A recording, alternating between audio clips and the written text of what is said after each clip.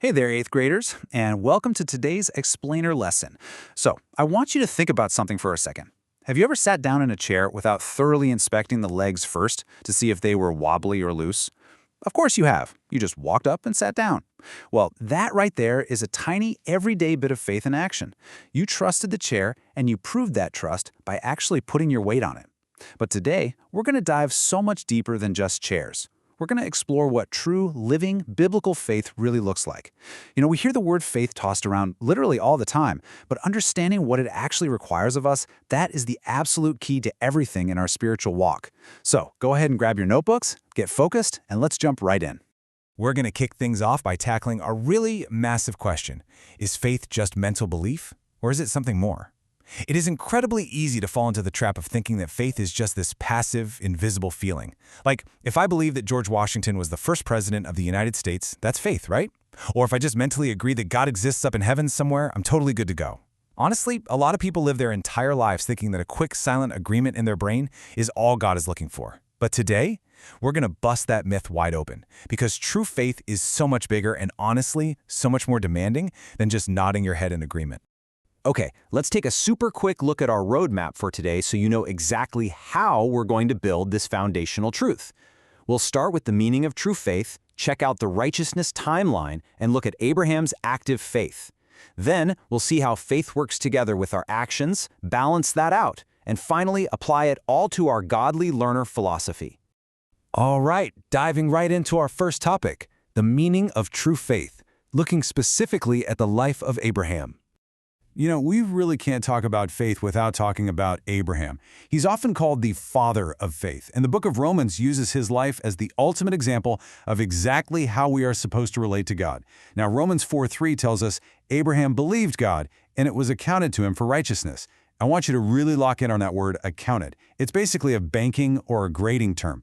Picture this. You log into your student portal to check your grades. You see a massive, glaring 0 for a huge project you just completely dropped the ball on.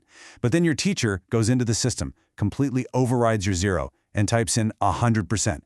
That is a small picture of what God did. When Abraham chose to fully trust God, God looked at his spiritual ledger and just stamped righteous, meaning entirely right, flawless, and good, right across it. His belief was credited to him as absolute righteousness, completely wiping out his past mistakes. Moving right along to our second point. Righteousness before the sign. This is where the timeline of Abraham's life gets super interesting. Okay, I know timelines might sound a bit dry, but this one clears up a huge misunderstanding that a lot of people have. In Abraham's life, he believed God and was counted righteous years and years before the religious ritual of circumcision was ever introduced. God declared him completely righteous strictly because of his faith. The circumcision came way later, and it was merely a sign, like a seal, of the faith he already possessed. Think of it kind of like a wedding ring. The ring itself doesn't magically make a person married. It's just a visible, outward sign of a commitment that has already taken place in their heart. Or think of it like wearing your school's basketball jersey. Just putting on the jersey doesn't actually give you a spot on the team, right? You wear the jersey to show everyone you are already on the team. The inner reality always has to come first. So what does this actually mean for us? The crucial takeaway is this. Rituals do not make you right with God. Genuine faith does. For you and me today, this means that just going through religious motions, like maybe showing up to youth group just because your friends are there, or wearing a cool cross necklace, or bowing your head during prayer without actually meaning a single word of it, none of that saves you. You simply cannot earn your way into God's good graces by checking off religious boxes. It is a genuine, deep, heart-level trust that makes you right with God. All those outward actions are totally fine, but they are just signs of what should have already happened on the inside. All right, so if faith is what saves us, let's head to section 3 and see Abraham's faith in action. We really need to see exactly what kind of faith Abraham had. Because, let me tell you, his faith was definitely not just him sitting in a tent nodding his head. Abraham's faith took real, tangible effort. First off, he had to actually believe the promise. I mean, imagine being incredibly old, having 0 children, and God takes you outside into the pitch-black night, tells you to look up at the stars, and says your family is going to be that huge. Abraham actively chose to trust that wild promise. Second, he surrendered his comfort. He literally packed up his entire life, left his hometown, and moved where God told him to go without even knowing the final destination. And third, the ultimate test.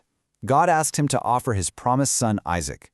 Abraham didn't just feel faith in his heart. He woke up early, packed the wood, climbed the mountain, and took literal footsteps of obedience. His actions practically proved without a doubt that his belief was real. Which brings us to section 4, faith working with works. Let's see how the rest of the Bible backs this up. This is such a vital connection to make. Over in the book of James, it says, "Do you see that faith was working together with his works, and by works faith was made perfect?" Now, some people get really confused here. They think Paul and the book of Romans and James are somehow arguing with each other. But actually, scratch that. They aren't arguing at all. They are a perfect team. They are literally two sides of the exact same coin. James is basically saying that Abraham's faith and his actions were partners. His works didn't save him, but his works proved his faith was actually alive. If Abraham had said, "Sure, I trust you, God," but then stubbornly refused to pack up his bags, or flat out refused to walk up that mountain, his faith would have been nothing but empty words. Real faith always produces real action. It changes how you move through life. Let's unpack that balance in section 5, the balance of living faith. A lot of people get super tripped up right about here. They think, well, hang on, if I have to put in effort, aren't I just saving myself? Not at all. There is this beautiful, perfect balance between God's part and our part. When we break it down, God provides all the heavy lifting. He gives the promise, He pours out the grace and mercy, and He supplies the raw power. We could literally never generate any of that on our own. That is exactly why we can never brag about our human effort. But on our side of things, living faith still strictly requires a response. Our part is belief, surrender, obedience, and effort. Think of it kind of like sailing a boat. God provides the wind. You can't create the wind, and without it, you are going nowhere. But you still got to put in the effort to hoist the sails and steer the boat. We don't earn the grace, but we absolutely have to pick up our feet and walk in it. I definitely want you to write this simple equation down in your notes right now. True faith equals trust plus surrender plus obedience plus effort. Living faith is highly dynamic. Think about it just like your schoolwork here at the Academy. Trusting that your teacher gave you the right study guide is great, and knowing the study guide has all the answers is wonderful, but you still have to actually put in the effort to study it, right? When you genuinely trust God, you will surrender your own plans, you will obey what He says, and you will put in the effort required to follow through, even when it's really tough. All right, let's bring this all home in section 6, the godly learner philosophy. So how does all of this actually apply to you right now, today, as an 8th grade student? Well, here at HeroesMart Academy, we purposely intertwine biblical morality with your education. Why? Because becoming smart without God's wisdom can actually hurt you.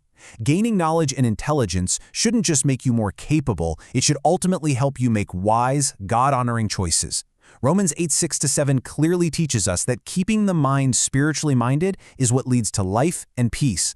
So as you pursue academic excellence, we strongly encourage you to keep your mind centered on God, on truth, on wisdom, and on making righteous choices. Because at the end of the day, your education isn't just about getting smart, it's about becoming wise. As we wrap up today's explainer and you head into your assignments, your sports, and your friendships this week, I want you to take a really close look at your own habits. Ask yourself this one big question. What footsteps of obedience will your faith take today?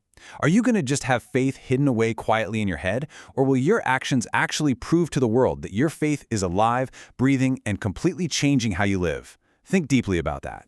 Have a fantastic, spiritually minded week, 8th graders, and I'll see you in the next lesson.